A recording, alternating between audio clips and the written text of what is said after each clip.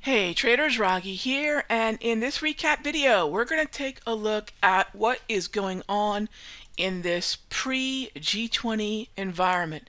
Now, I did record a simpler exchange video, so if you are a member of the exchange or are thinking about one, you could check out a lot of my macro views over there every other week. And if you're in the SF room, well, you know that we've been talking about G20 for the better part of about two and a half weeks because it's been on the calendar.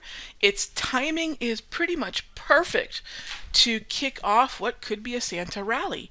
And what we have going on right now is very much reminiscent of what an oversold double bottom or an oversold distribution bottom looks like, and the reaction from it. So someone who's a pure technician or price action or just chart reader would say, hey, this is a distribution market, meaning a choppy sideways market, and we've just simply bounced from an oversold level on Friday and Monday.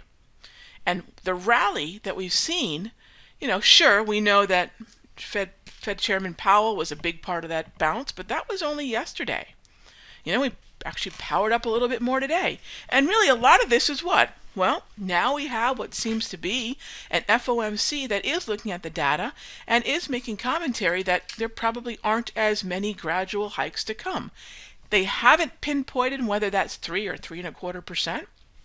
But nonetheless, the market's happy to hear that FOMC is keeping an eye on the data and they think they're about ready to be done. I still think we're looking at 2 to 3 hikes, but the way the Fed has packaged this makes it feel like we're not going to continue to see higher rates than probably north of a 3 or 3.25% rate.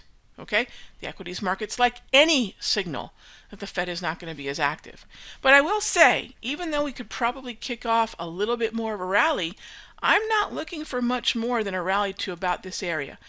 For those folks thinking this Santa rally could be significant, it's only going to be as significant as the news coming out of G20. And where we are right now, this sort of holding pattern at the moment, the move could take us here, the move could take us here.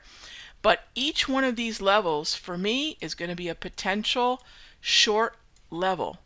Okay? Now, I want to let the Dow and the S&P move a little bit higher than the NASDAQ and the Russell. I think the NASDAQ and the Russell still have intact downtrends. And I have a lot of notes here because one of the things that I want to do is short the NASDAQ and short the Russell. We'll talk a lot more about both those setups in the premium video. What are the ramifications on the Russell and the NASDAQ for any kind of post G20 rip higher?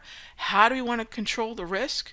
And you know, one of the things I'm going to mention right now, which I think is going to be very helpful to everybody, is focus on options. In this case, when I'm looking at these contracts, when I'm looking at what the NASDAQ is doing, I would most definitely focus on put options in the Russell and the NASDAQ. Be very cautious with actually shorting QQQ or the NQ futures or RTY or the IWM ETF. Be cautious. Keep an eye on the options because you don't want to be caught on the short side of a rip higher when we are entering what could be a significant Santa rally catalyst. And I'll see you in the next update.